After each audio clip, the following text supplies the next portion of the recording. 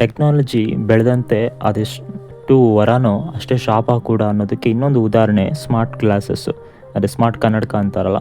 So ಈ ಒಂದು AI smart ಗ್ಲಾಸ್ಗಳನ್ನ use ಮಾಡ್ಕೊಂಡು ಎಷ್ಟೋ ಜನ ಸ್ಟೂಡೆಂಟ್ಸು ಕಾಪಿ ಹೊಡಿತಾ ಇದ್ದಾರೆ. ಇದು ಒಂದು ದೊಡ್ಡ ಪ್ರಾಬ್ಲಮ್ ಆಗಿ ಬರ್ತಾ ಇದೆ ಬೇರೆ ಬೇರೆ ದೇಶಗಳಲ್ಲಿ. ದಕ್ಷಿಣ ಕೊರಿಯಾ ಆಗಿರ್ಬೋದು, ತೈವಾನ್ ಮತ್ತು ಚೀನಾಗಳಲ್ಲಿ ಇಂಥ ಕೇಸಸ್ಗಳು ಜಾಸ್ತಿ ಆಗ್ತಾ ಇದೆ. ಏನು ಅಂತಂದರೆ ಸ್ಮಾರ್ಟ್ ಗ್ಲಾಸ್ನ ಯೂಸ್ ಮಾಡ್ಕೊಂಡು AI ಗ್ಲಾಸ್ಗಳನ್ನ ಯೂಸ್ ಮಾಡ್ಕೊಂಡು ಸ್ಟೂಡೆಂಟ್ಸು ಕಾಪಿ ಹೊಡಿತಾ ಇದ್ದಾರೆ ಅಂತ ತುಂಬಾ ಒಂದು ಕಳವಳ ವ್ಯಕ್ತಪಡಿಸ್ತಾರೆ.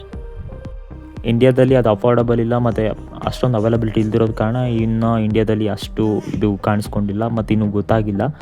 ಬಟ್ ಬೇರೆ ದೇಶಗಳಲ್ಲಿ ಈಗಾಗಲೇ ಅದು ತುಂಬ ಅವೈಲಬಿಲಿಟಿ ಇರೋದ್ರಿಂದ ಸ್ಟೂಡೆಂಟ್ಸು ಇದನ್ನ ಯೂಸ್ ಮಾಡ್ಕೊಂಡು ಕಾಪಿ ಹೊಡಿತಾ ಇದ್ದಾರೆ. ರೀಸೆಂಟಾಗಿ ಒಂದು ಇನ್ಸಿಡೆಂಟ್ ನಡೆದಿದೆ, ಕಾಪಿ ಹೊಡೆದಿರೋಂತಹ ಇನ್ಸಿಡೆಂಟು ಬೇರೆ ದೇಶದಲ್ಲಿ. ಇನ್ವಿಜಿಲೇಟರ್ ಹೇಗೆ ಕಂಡು ಹಿಡಿದಿದ್ದಾರೆ ಅಂತಂದರೆ, ಒಂದು ಅವ್ರಿಗೆ ಡೌಟ್ ಬಂದಿದೆ, ಒಂದು ಸ್ಪೆಕ್ಸ್ನಲ್ಲಿ AI ಸ್ಪೆಕ್ಸ್ನಲ್ಲಿ ಅಥವಾ ಈ ಸ್ಮಾರ್ಟ್ ಗ್ಲಾಸ್ ಇದೆಯಲ್ಲ ಇದರಲ್ಲಿ ಡಿಸ್ಪ್ಲೇ ಆಗ್ತಾ ಇರುತ್ತೆ ಆನ್ಸರ್ಸ್ ಆಗಿರ್ಬೋದು, ಅವ್ರಿಗೆ ಏನು ಬೇಕೋ ಅಥವಾ AI ರಿಲೇಟೆಡು.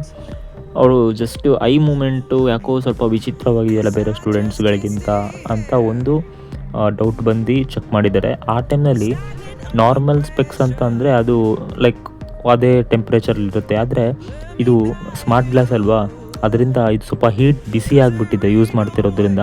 ಸೊ ಅದರಿಂದ ಗೊತ್ತಾಗಿದೆ ಇದು AI ಗ್ಲಾಸು ಸ್ಮಾರ್ಟ್ ಗ್ಲಾಸು ಅಂತ. ಸೊ ಮುಂದಿನ ದಿನಗಳಲ್ಲಿ ಎಕ್ಸಾಮ್ಗೆ ಹೋಗೋಕ್ಕೂ ಮುಂಚೆ ಗ್ಲಾಸ್ಗಳನ್ನ ಟೆಸ್ಟ್ ಮಾಡುವಂತಹ ಒಂದು ಪದ್ಧತಿ ಬಂದರೆ ಅಚ್ಚರಿ ಪಡಬೇಕಾಗಿಲ್ಲ.